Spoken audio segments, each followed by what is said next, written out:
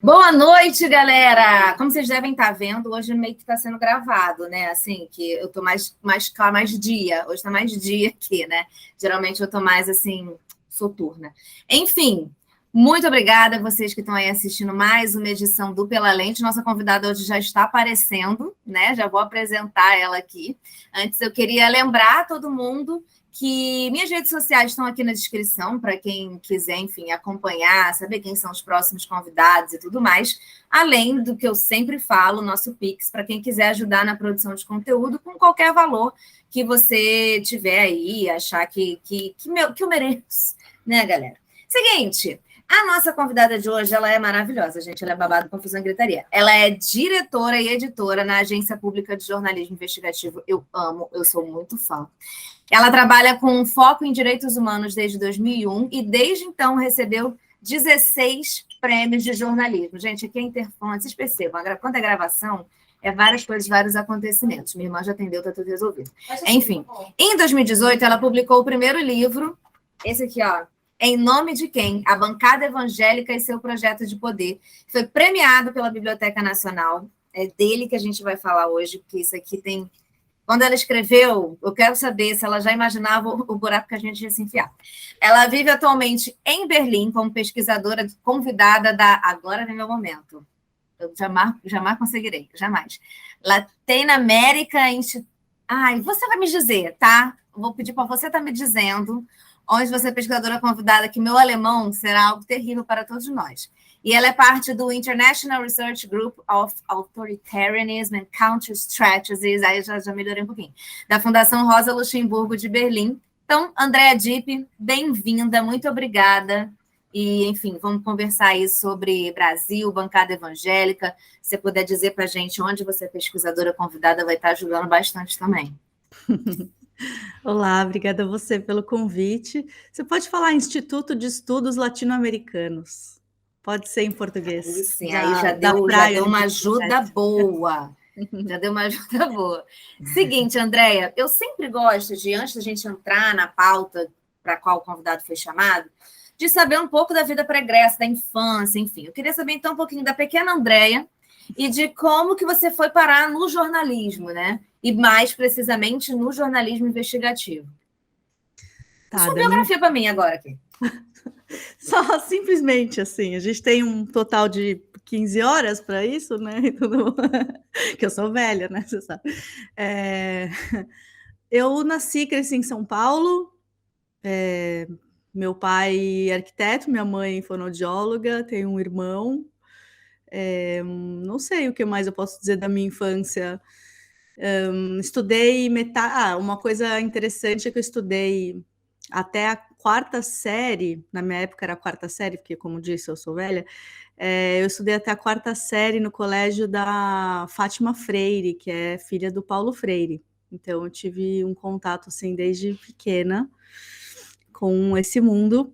E eu acho que eu quis ser jornalista. Eu lembro de querer ser jornalista desde uns 16 anos, assim, 16, 17 anos, na adolescência. E eu queria ser jornalista para trabalhar na Caros Amigos, assim, não é só que eu queria ser jornalista, eu queria ser jornalista para trabalhar na revista Caros Amigos. Então eu comecei a fazer jornalismo, eu entrei na faculdade com 17, que eu faço aniversário em março, então é um pouquinho antes. E aí, logo no segundo ano de faculdade, eu fui lá bater na porta da Caros Amigos. O Sérgio de Souza era o editor.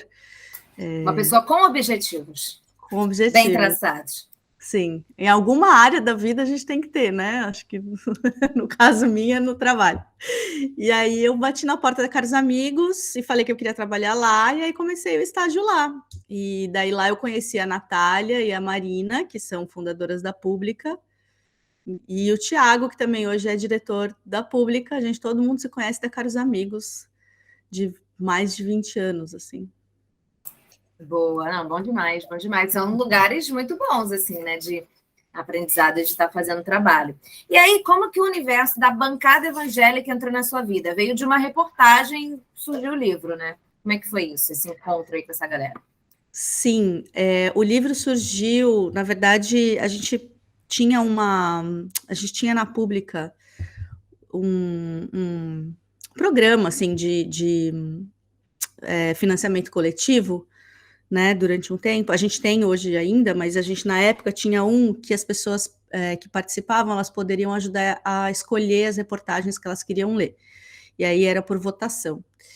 E aí a gente estava vendo, né, essa coisa, enfim, a gente estava vendo no Congresso a bancada evangélica crescendo e se posicionando cada vez mais e cada vez mais barulhenta, e a gente estava vendo essa coisa despontar e estava vendo que a imprensa não estava muito de olho nisso, ou se estava de olho de um jeito estranho, né, assim, acho que a relação da imprensa com os evangélicos é uma coisa à parte, assim, se quiser depois a gente pode voltar nisso.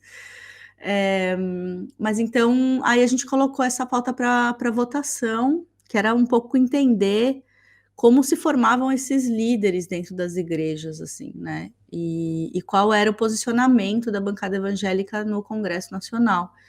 E aí as pessoas, enfim, elegeram essa pauta. E aí eu escrevi essa reportagem, fui para Brasília, e aí eu não consegui mais sair desse universo, assim.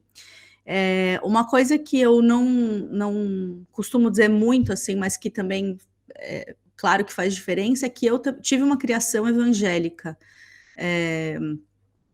Minha família era evangélica, então eu até uns 13, 14 anos, eu frequentei igrejas evangélicas, então não é um universo também que eu desconheço totalmente, assim, né? Não me é estranho, assim. Então eu fui, claro, fazendo jornalismo e com muita seriedade e respeito, enfim, mas claro que ter tido contato com esse universo antes também me ajudou a entender algumas coisas, né? Porque ajuda, você já entende, vai entender algumas palavras que são usadas, alguns comportamentos que tem, né? Vou fazer aqui meu próprio merchan, que eu tô tendo. Gente, eu vou conseguir me formar no mestrado, fé, todos orando por mim, já que a gente está aqui nesse tema. E aí eu tenho que me formar agora, daqui a 3 semanas. E aí eu estou correndo para escrever, mas tudo isso para dizer que o meu tema eu falo sobre católicos ultraconservadores. E não era esse tema quando eu entrei no mestrado, né? Eram sobre youtubers bolsonaristas de maneira geral. Mas é quando uma coisa atravessa a outra. Eu sempre fui criada em igreja católica, eu coordenava grupo de jovens, e esse cara específico, que é meu objeto, quando ele falava, eu entendia o que ele estava dizendo, e as minhas questões surgiam muito dali, então acho que é isso, a nossa vivência ela vai atravessar isso, e a gente entendendo e sabendo isso, inclusive dentro do jornalismo, o nosso trabalho pode ficar muito melhor, né? Então, imagino que isso tenha contribuído para que você tenha podido fazer determinadas perguntas, por exemplo, que alguém de fora do universo não ia ter conseguido, né? Sim, com certeza. E eu fui entendendo isso com o tempo também, porque como eu tinha me distanciado já da igreja há muitos anos, isso para mim nem foi tanto uma questão quando eu comecei a fazer essa reportagem. Eu comecei a fazer a reportagem mais, enfim, focada no jornalismo e nas pautas conservadoras e nas pautas antigênero, né, assim, que sempre foi onde eu transitei mais, assim, essas pautas com relação... essas pautas sobre gênero, sobre violência baseada em gênero, e então eu fui um pouco mais pensando nisso, né, a questão do aborto e tudo mais, que são outras questões que eu sempre tratei muito mais no jornalismo. Eu fui percebendo isso aos poucos, assim, o quanto essa vivência que eu tinha antes estava me ajudando, na verdade, e o quanto também escrever sobre isso, e nunca mais eu parei de escrever sobre isso, né, e aí depois a reportagem virou livro e tudo mais, e eu nunca mais parei de falar sobre isso e pesquisar, e aqui em Berlim também estou pesquisando um aprofundamento dessas coisas, mas o quanto também isso mexe com as nossas estruturas internas, as coisas que a gente ainda não sabe que a gente tem guardadas, né, das nossas vivências e tal. Então, você perguntou da minha infância, acho que também um pouco isso, assim, eu também comecei a ter um pouco mais de contato com a minha infância fazendo essas matérias, porque comecei a lembrar de várias coisas que eu ouvia na igreja e comecei a entender e entender os discursos e tudo mais e analisar tudo isso, né? E graças a Deus eu tenho uma excelente analista que me ajuda nesse processo todo, que não é fácil. Nossa, total. Tô super me vendo em você, assim, que é você ir resgatando umas coisas que você escutar e falar, não, calma aí, galera, tem um negócio aqui. E você vai entender a história daquilo, é doido. Enfim, o livro foi escrito e foi lançado num período que nós éramos mais felizes e não sabíamos. Bolsonaro era apenas um deputado do baixo clero, né, quando esse livro foi lançado. E aí, enfim, você escrevendo esse livro na pesquisa, você já tinha uma noção de que a gente ia emburacar completamente e que o Bolsonaro ia virar presidente da República? Ou isso também não estava claro ainda? Você já viu? O que você via de movimentação dentro dessa estratégia de poder, vamos dizer assim, da bancada evangélica? Acho que assim, quando eu escrevi a matéria, né, os pastores do Congresso para a Pública, eu comecei a perceber o quanto aquilo era de fato um movimento que estava crescendo, né? Assim, eu acho que o primeiro culto que eu fui dentro do Congresso, né, que eu narro ele no começo do livro, para mim foi muito revelador, assim, porque estavam ali os mais barulhentos deputados do momento, assim. Por exemplo, o próprio Eduardo Cunha estava lá nesse culto que eu fui, ele fez uma oração, ele estava lá de mão dada com a Aline Barros, que é uma cantora gospel super famosa, que foi cantar esse dia. E o discurso, né, do pastor, que era, no caso, um ex-jogador de futebol, marido da Aline Barros, que agora eu não lembro o nome, mas o discurso dele, a pregação dele era falando sobre Jezebel, né, que era aquela rainha, enfim, na Bíblia, que teoricamente destrói toda uma nação, e ele estava falando disso se referindo a Dilma, obviamente, assim. Então, eu ali já percebi que estava se montando alguma coisa, assim. Não sabia que ia dar certo, não sabia que ia ser o Bolsonaro, não mesmo, assim. Nunca imaginei, na verdade, que seria o Bolsonaro, mas já desde ali comecei a perceber que existia uma movimentação nesse sentido, no sentido de um golpe, não de um golpe de Estado, enfim, mas num sentido de um movimento que estava crescendo, se fortalecendo. Eu acho que o Eduardo Cunha trouxe isso muito, assim, né? Naquela época, ele, 2015, né? 2014, 2015, ele começou a ficar cada vez mais valente, assim, e porta-voz, né, da bancada evangélica e tal, e eles se sentiram muito empoderados, assim, eles estavam nesse momento se sentindo muito empoderados, assim, essa coisa chegou nossa vez, e isso eu vi desde essa primeira matéria, assim. E aí, quando me chamaram para escrever o livro, estava tudo bem, estava tudo tudo bem. E aí, quando eu comecei a escrever, começou a cair o mundo, começou a cair o Brasil, né? Começou, enfim, e aí tem isso de escrever um livro de uma coisa que está acontecendo, né? Que também não deve ser fácil. Nada fácil, eu dei uma pirada, mas eu até falo isso no livro, assim, porque em algum momento eu tive que tomar essa decisão e falar, não, é isso, eu estou escrevendo enquanto as coisas estão acontecendo, assim, isso é jornalismo. E vamos lá, né? A minha ideia um pouco com o livro era mostrar como a gente tinha chegado até ali, né? Que é também como a gente chegou até aqui. Mas eu não imaginava que essas coisas fossem acontecer e, claro, pirei, porque é isso. A minha pesquisa prévia, na verdade, serviu muito pouco para o livro, porque as coisas iam acontecendo e eu tinha que dar conta, né, assim, desse novo momento histórico que estava desenrolando ali, assim. Gente, imagina o caos. O caos político a gente acompanhou, né? Mas imagina o seu caos pessoal ali também para dar conta de tudo isso. E aí, que mudança que você vê, né? Você continua acompanhando a bancada evangélica, estudando de alguma forma esse tema, nessa bancada evangélica daquela época para uma bancada evangélica que a gente tem hoje. Porque no livro você fala que era a bancada evangélica mais conservadora em 2014. E aí veio 2018, com a bancada evangélica mais conservadora. Então, como você acompanhou isso e como você vê a bancada evangélica hoje, assim, né? A gente teve uma eleição, uma bancada evangélica que segue forte, mas dentro de um governo progressista, de alguma forma. Então, como que você vê, assim, tudo que aconteceu nesse tempo e a conjuntura que a gente está agora? Uhum.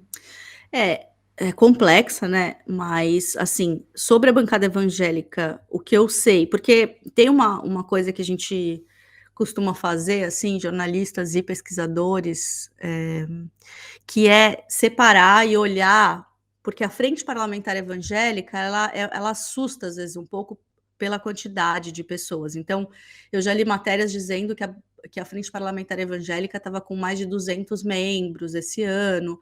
Já li reportagens falando em 100, já li reportagens falando em recorde, já li de membros e já li reportagens falando que não chegou ao objetivo, que era 30% da Câmara, mas que a bancada evangélica chegou a 20% da Câmara, que não é qualquer coisa, é muita coisa. Mas eu ainda não parei para olhar um por um, porque existe uma diferença entre os membros, as pessoas, vamos dizer assim, os simpatizantes da bancada evangélica, né? E quem é de fato evangélico e quem é pastor e tudo mais. Então, isso eu ainda não, essa é ainda uma pesquisa que eu ainda não terminei. Mas o que se sabe é isso, assim, que a bancada evangélica segue forte, 20% da Câmara não é pouca coisa. O Congresso segue conservador, e aí a gente tem também agora esse novo, que não é novo, né? O fascismo não é novo, mas com uma roupagem nova de bolsonarismo, né? Com um novo apelido, uma nova roupa que os fascistas vestiram, né? De bolsonaristas. Então a gente também tem a bancada evangélica atravessada pelo bolsonarismo, né? E o bolsonarismo muito colado aos ultraconservadores cristãos, né? E aí não vou nem dizer só evangélicos, mas também católicos, né? Então,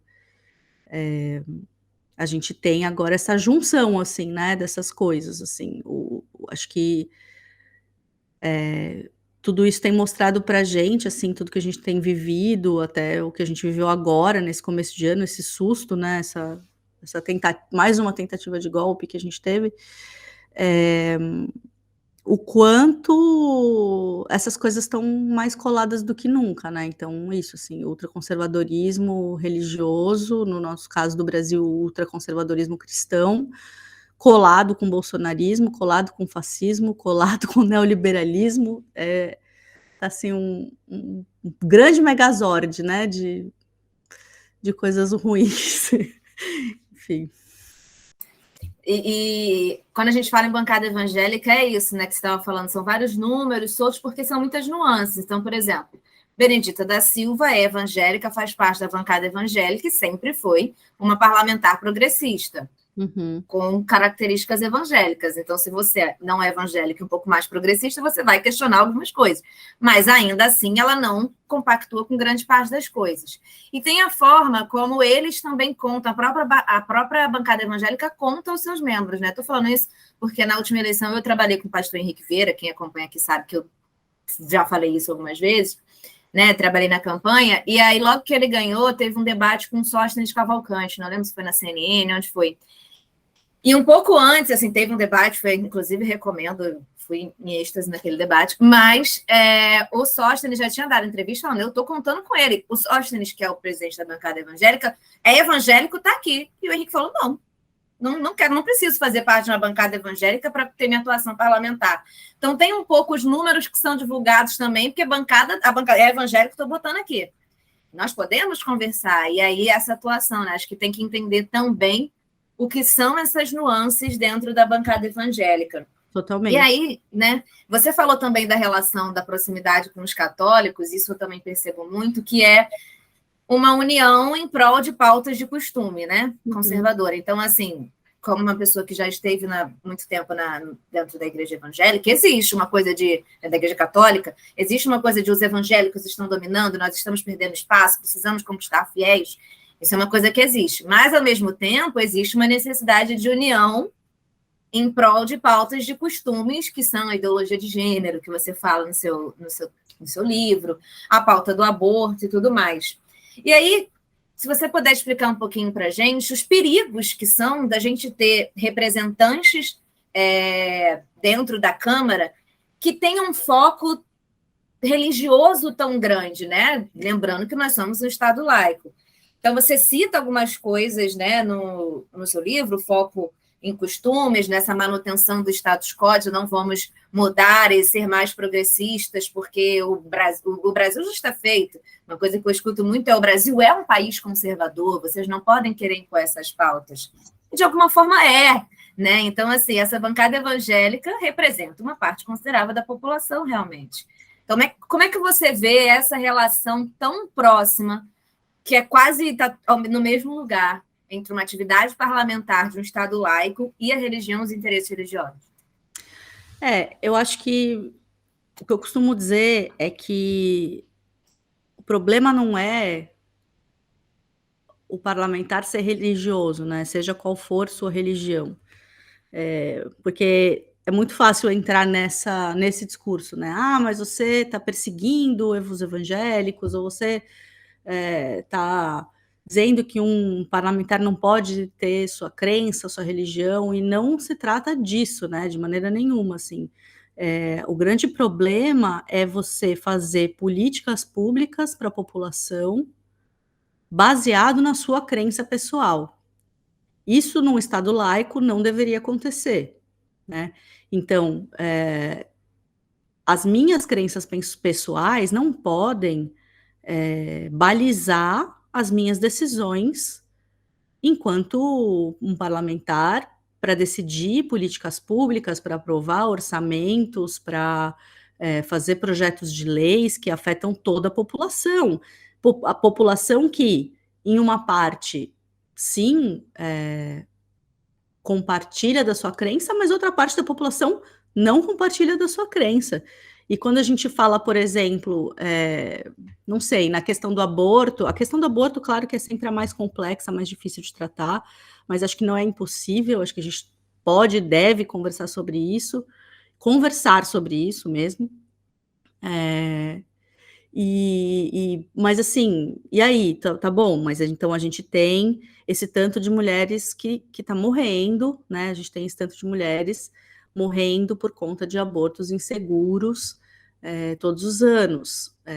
Tem mulheres sendo presas por fazerem abortos inseguros e ilegais todos os anos.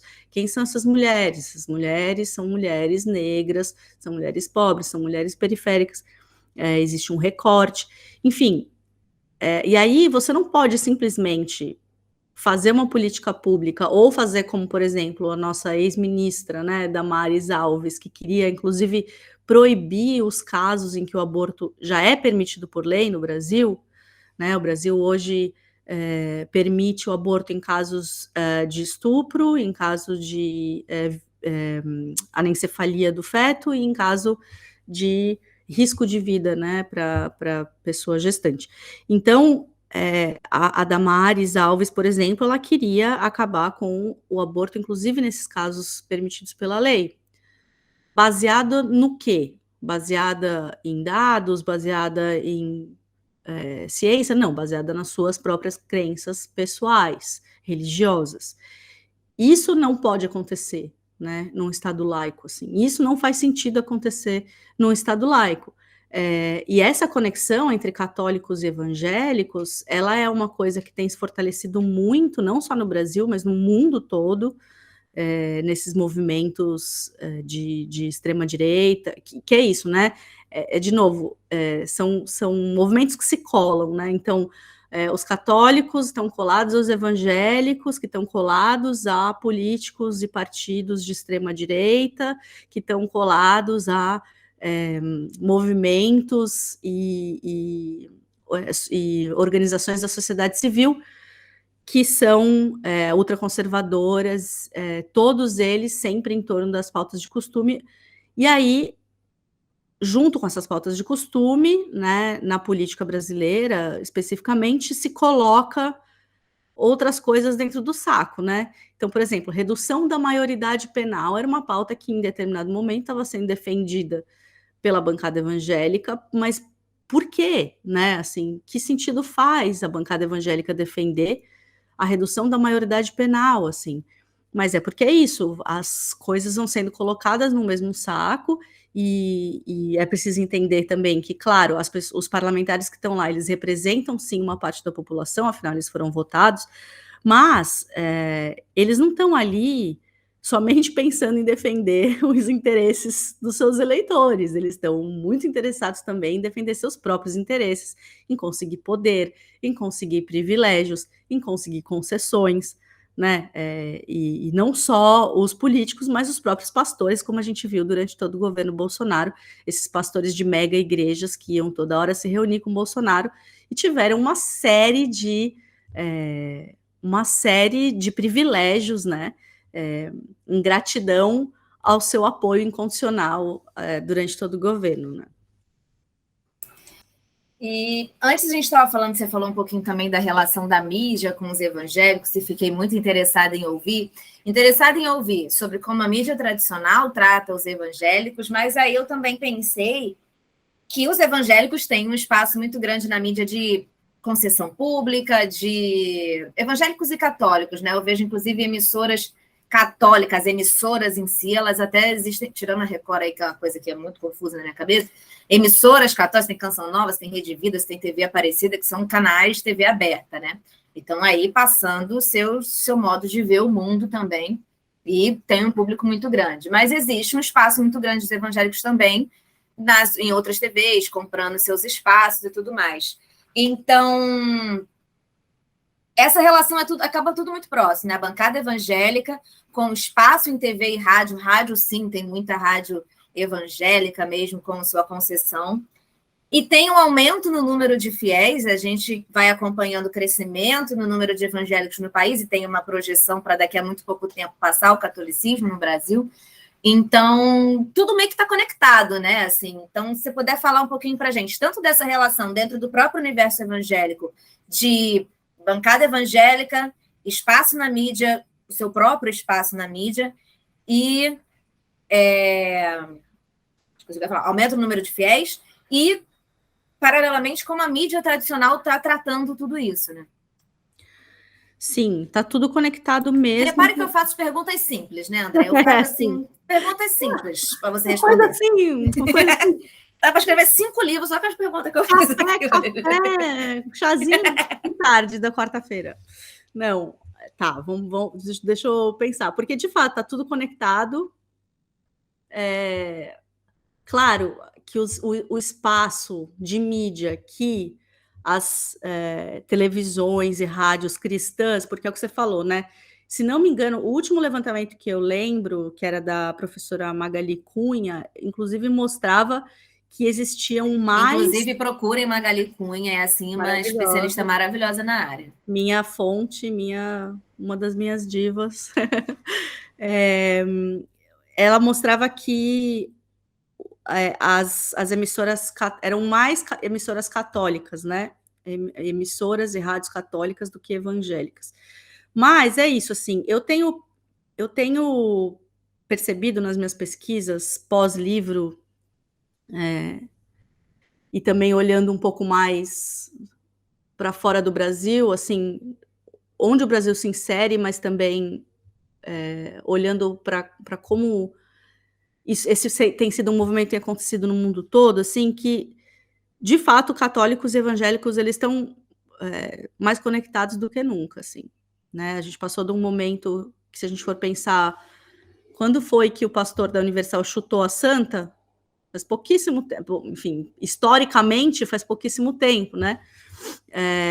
Para ter uma união tão grande política, né? Assim, que existe hoje, não só política, né? Em torno dessas pautas de costumes, eles têm feito muita pressão na ONU juntos, por exemplo, e existem vários movimentos de sociedade civil no mundo inteiro, sei lá, por exemplo, o Citizen Go, que está no mundo inteiro, tem um cunho super político de extrema direita e conta com católicos e evangélicos e assim por diante, né? Tudo isso para dizer só que a gente pode dizer, acho que talvez mídias cristãs. E aí, é claro que a gente tem uma super conexão entre o crescimento, tanto o crescimento dos fiéis quanto o crescimento dos parlamentares, né, com esse espaço de mídia. Então, a gente teve, no começo dos anos 80 já, a gente tinha os pastores televisivos, né, uma coisa que eu passo rapidamente no livro, mas foi um boom, né, que teve no Brasil de evangélicos também muito a partir desses pastores televisivos, né? E a gente tem alguns deles até hoje muito fortes e importantes, como o próprio Silas Malafaia, né? Que é isso, Silas Malafaia tem hoje milhões de seguidores nas suas redes sociais, continua fazendo suas pregações na televisão, transmitindo tudo que faz, né? Então, claro, pastores televisivos hoje também são pastores de redes sociais, né? Influencers. Tá? Silas Malafaia é muito influencer, ele é um influencer muito importante, um influencer político muito importante, porque ele mesmo diz que ele consegue eleger quem ele apoia, e ele cobra os candidatos, ele cobra os parlamentares, não apoiem isso, apoiem aquilo. Eu lembro que eu vi um vídeo, por exemplo, durante o processo de impeachment da Dilma, em que ele falava assim, se você é um parlamentar da bancada evangélica e você votar contra o impeachment, eu vou te expor, eu vou te perseguir, ninguém mais vai votar em você, enfim. Então, assim, são pessoas com muita importância, né? A Universal, meu Deus, a Universal se construiu dessa maneira, né? Com a Record, e comprando espaço em outras emissoras de televisão. Então, claro, esse espaço de mídia, tanto de mídia própria quanto os espaços comprados em outras emissoras, né, pelos pastores e pelas igrejas, claro que tem tudo a ver com o aumento da população evangélica, que provavelmente deve chegar em 30% da população, né, e, claro, também da sua influência e crescimento da bancada evangélica no Congresso. Agora, como a mídia, né, tradicional e a mídia de fora trata os evangélicos, eu acho que prejudicou muito, assim, o diálogo. Acho que é uma história que traz prejuízos, assim, para o diálogo, para a conversa, para a construção, assim, porque a mídia tradicional sempre tratou os evangélicos de maneira muito caricata, muito estereotipada, menosprezando sua importância e de uma maneira também meio errada, meio também assumindo coisas que não são, meio sem um pouco faltava pesquisa, sabe? Faltava um pouco de cuidado, eu acho, na hora de escrever a respeito disso, na hora de falar sobre isso. E acho que muitos enganos foram cometidos, assim, desde sempre. E isso, assim, enganos no sentido de estereotipar, enganos no sentido de menosprezar a força e o poder dos evangélicos e o crescimento, né? E a força política e o poder político, assim, né? Então, e acho que até hoje eu leio muita besteira, assim, até hoje eu leio muita coisa que eu falo, nossa, não, assim, não é isso, assim, né? Então, acho que a gente, enquanto jornalista, a gente tem que tomar cuidado com o que a gente fala, com o que a gente escreve.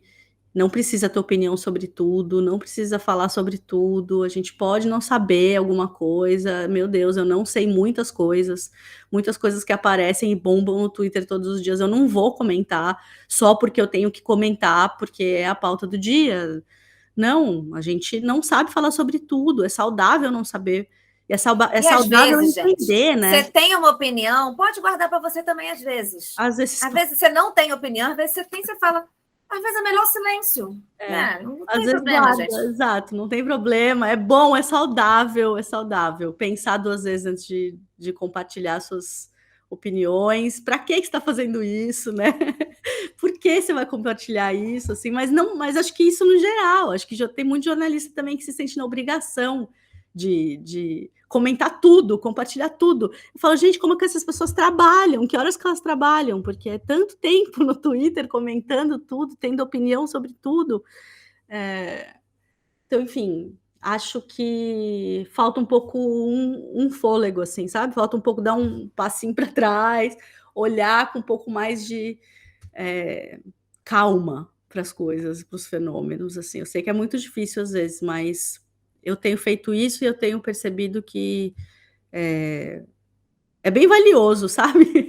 Tem me ajudado, inclusive, nesse ponto de não ter opinião, assim, de não querer ter opinião sobre tudo, assim. Eu acho que isso é saudável. Total, total. E é muito isso que você falou, porque assim, a gente não viu a grande parte, principalmente, inclusive jornalistas, tirando pessoas como você, que estavam ali focadas nesse tema, é um tema muito grande para quase ninguém ter visto acontecer, o caos se aproximando, assim, o caos foi abraçando a gente. É algo muito grande que estava acontecendo e quase ninguém viu. E aí a gente tem um governo, um presidente progressista eleito, e beleza, tá. Não, galera, várias coisas acontecendo, né? É um assunto importante que é para a gente não olhar com preconceito, inclusive tem a ver com a última pergunta que eu vou fazer, mas que tem que ser analisado e entender a grandiosidade desse fenômeno, né? E aí, quando você estava falando do Eduardo Cunha e de todo o movimento que aconteceu naquela época, você falou dessa sensação que tinha de chegamos lá e tudo mais. E que tinha uma sensação, no livro também fala um pouco isso, até então dos evangélicos, de serem pessoas que sempre... não é, o discurso sobre eles não era muito legal, sempre existia um preconceito e tudo mais.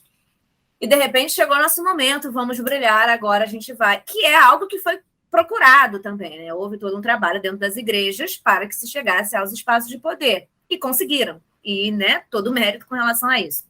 E as igrejas evangélicas neopentecostais, os candidatos que saem dela, enfim, existe muito um discurso da chamada teologia da prosperidade, né?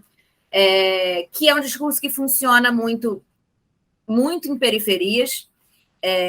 Muitos desses candidatos saem de periferias ou têm muitos votos em periferias, não só, né? Porque a gente vê igrejas cheias de gente muito rica e tudo mais, mas independente de você ser muito rico ou muito pobre, esse discurso ele está presente, né? O discurso de... Queria que você me explicasse um pouquinho mais sobre o que é a teologia da prosperidade, né?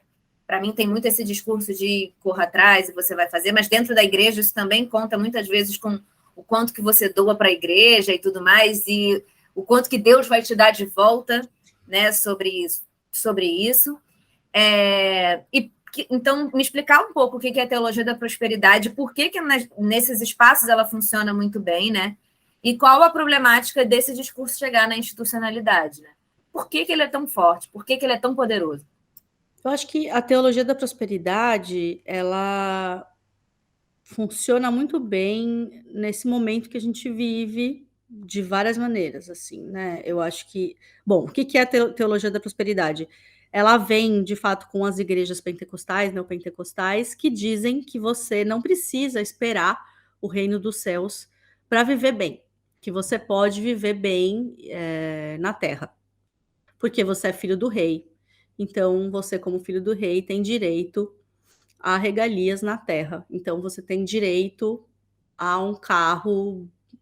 Carro é sempre assim um item assim que aparece nos testemunhos das pessoas nas E só igrejas. te interrompendo, eu acho interessante também, se você puder pontuar e explicar melhor, que é um viver bem na terra diferente do que uma teologia da libertação fala, que é de vivermos bem em comunidade, todos juntos, Não, e vamos dividir a terra e tudo mais. Não, é um viver bem liberal, né?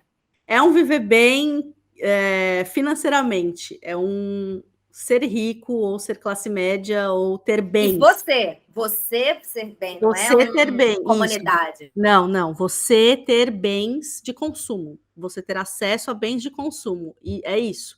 Esse é o viver bem, não é um viver bem em sociedade de maneira nenhuma.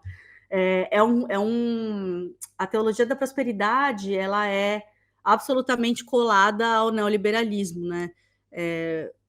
Ela é isso, assim, ela se cola perfeitamente ao neoliberalismo, ela se cola perfeitamente ao capitalismo, ela se cola perfeitamente na meritocracia.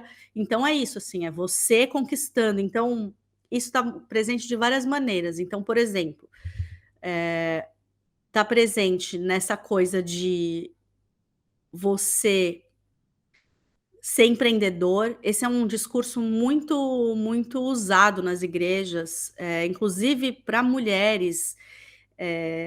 Esse discurso da mulher empoderada, né, que a igreja gosta muito de usar ultimamente, que é diferente da feminista, a mulher empoderada, é a mulher empreendedora, é a mulher que tem seu negócio, que faz seu... e seu negócio geralmente é ligado à beleza. Então, assim, as coisas que são ditas em cultos das mulheres. Então, comece seu negócio, abra sua empresa, nunca vai estudar, ou nunca faça um mestrado, nunca, jamais. Inclusive, eu já fui num culto de mulheres que o Edir Macedo estava pregando para 5.000 mulheres, se não me engano, e ele falava que uma mulher jamais deveria ser mais educada que o seu marido, no sentido de que a mulher jamais deveria...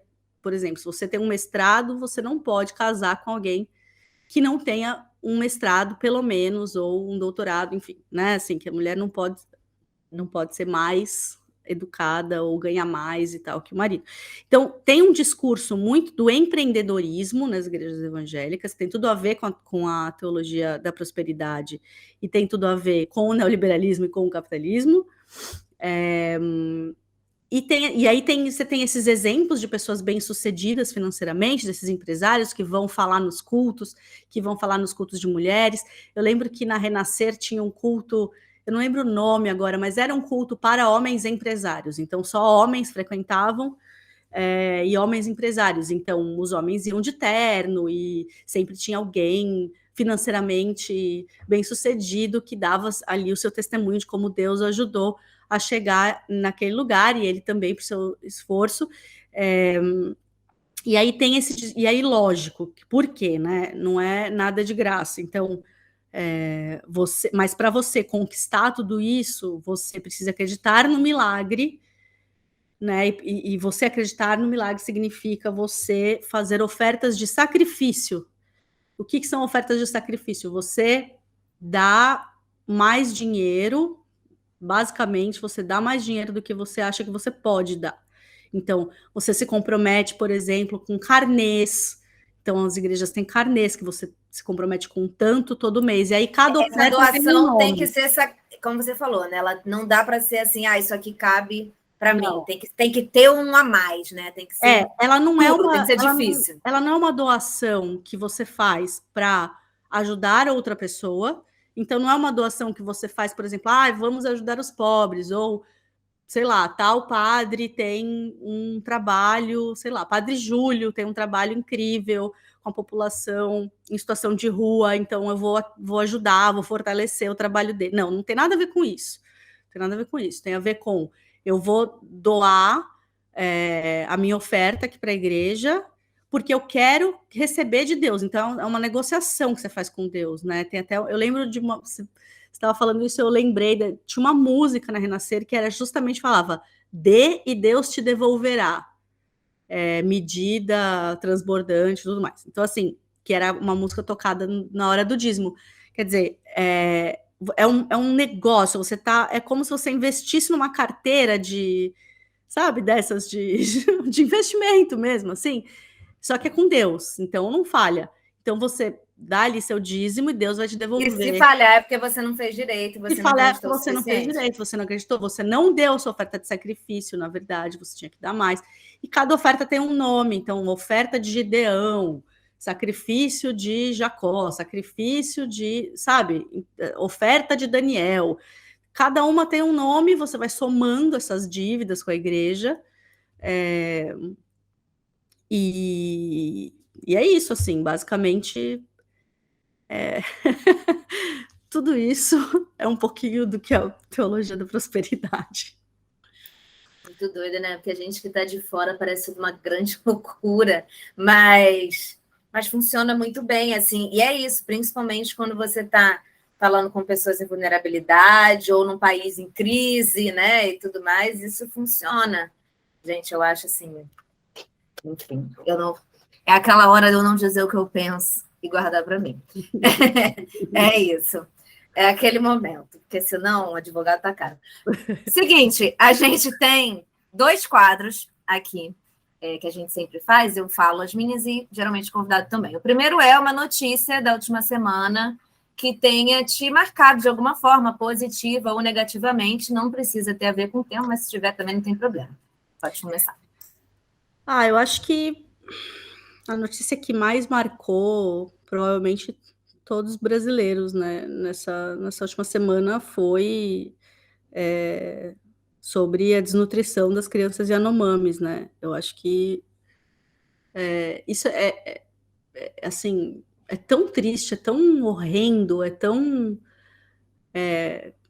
uma prova desse genocídio, né, dos povos tradicionais brasileiros, assim, que o Bolsonaro promoveu durante seus anos de governo, é a prova cabal disso, assim, né? A gente, na pública, a gente já estava falando disso faz bastante tempo, tem um pessoal cobrindo isso, sobretudo sobre as crianças Yanomamis também, durante todo o governo Bolsonaro. Mas, enfim, acho que essa notícia, essas imagens, assim, de fato, me aterrorizaram muito. Acho que aterrorizaram todos nós, né? Assim, é muito assustador, assim, e é muito. É muito assustador. Vai ser cada vez mais assustador, na verdade, eu acho, a gente começar a entender de fato o tamanho do buraco, sabe? Porque a gente tem uma ideia do tamanho do buraco, mas a gente não viu a cara dele inteira ainda, assim. Então, eu acho que a gente ainda tem muitos momentos como esse, assim, de absoluto terror diante, né, desse governo de morte, assim.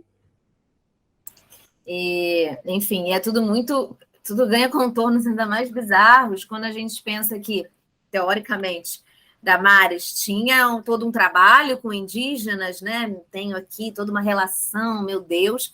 E aí você vê que, na verdade, ela pediu para que determinadas coisas, suprimentos ou dinheiros, não fossem enviados para lá.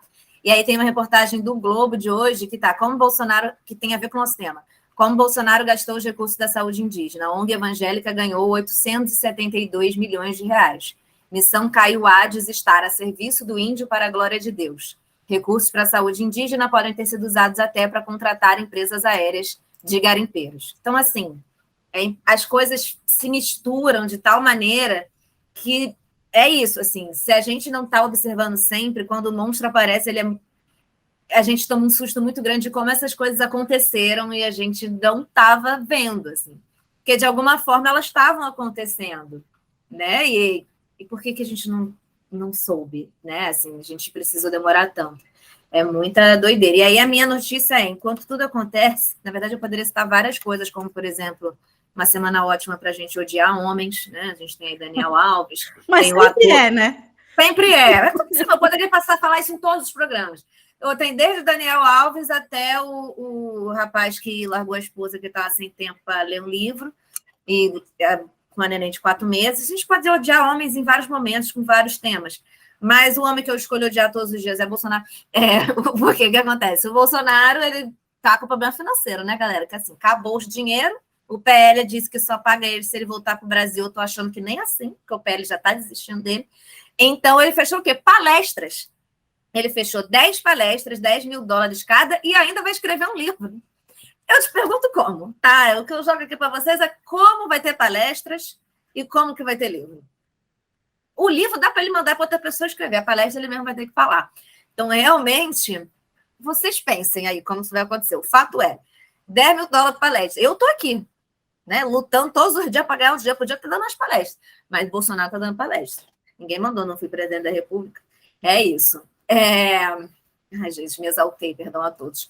O outro quadro, nós damos dicas. Pode ser um livro, um filme, uma série, um site que você acha que todo mundo deve acessar, alguma coisa que os nossos seguidores, espectadores, deviam conhecer. Acho que eu vou dar como dica uma série que eu terminei de ver recentemente, não é nova, mas eu só terminei de ver recentemente, que é Atlanta, que é a série do Donald Glover, que eu acho que é a melhor série já feita nos últimos tempos. É incrível, sensacional, ela é ácida, ela fala sobre racismo, sobre neoliberalismo, e assim, tudo de um jeito muito bom, muito ácido, muito rápido, muito esperto, e bonito às vezes também, sei lá, eu acho Atlanta, eu acho uma série que todo mundo deveria ver. Muito bom. Eu não assisti ainda não, mas tá ali na listinha. E a minha dica é um filme que estreou na última semana, chamado Regra 34. Como sabemos, o cinema brasileiro deve estar em pouquíssimos cinemas. O cinema que não é assim o mainstream com vários atores globais, é assim que funciona um pouco.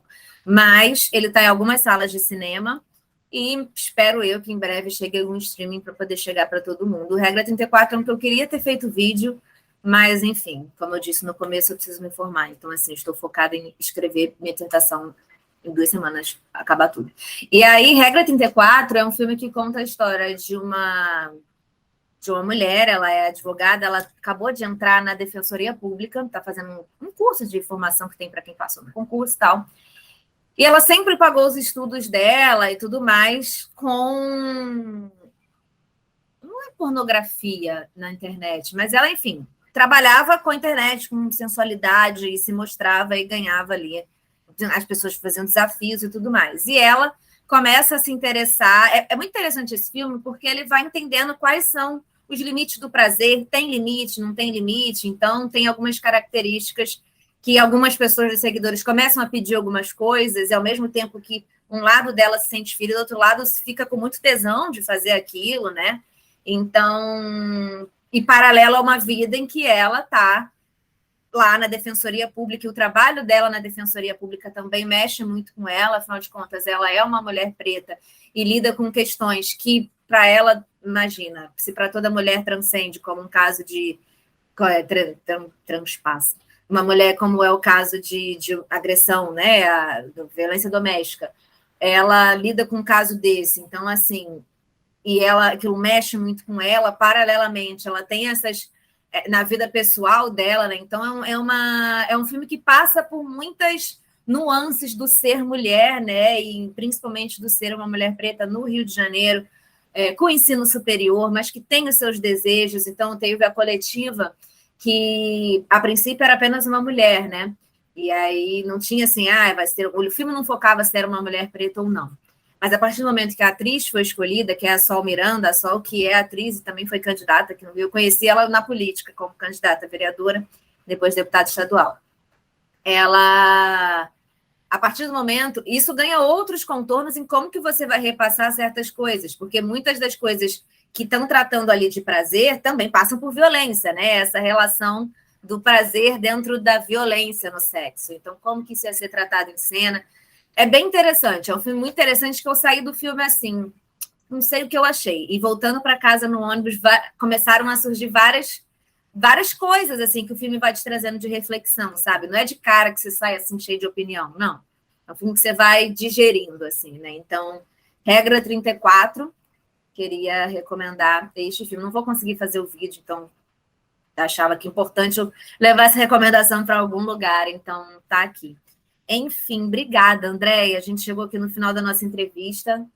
O livro da Andréia Dipp, Em Nome de Quem? A Bancada Evangélica e Seu Projeto de Poder. Vou deixar aqui na descrição o link para quem quiser comprar, né, o livro. Acho que esse livro aqui, ele cumpre uma missão muito interessante de introduzir muita gente ao tema, né? Como se falou, uma grande reportagem que aí você vai falar, gente, eu não sei nada do tema, imagina, vou ler um livro, vou ficar confusa. Não, aqui que você vai começar a entender como que a gente chegou onde a gente está, sabe? Assim, eu acho que ele cumpre essa função brilhantemente.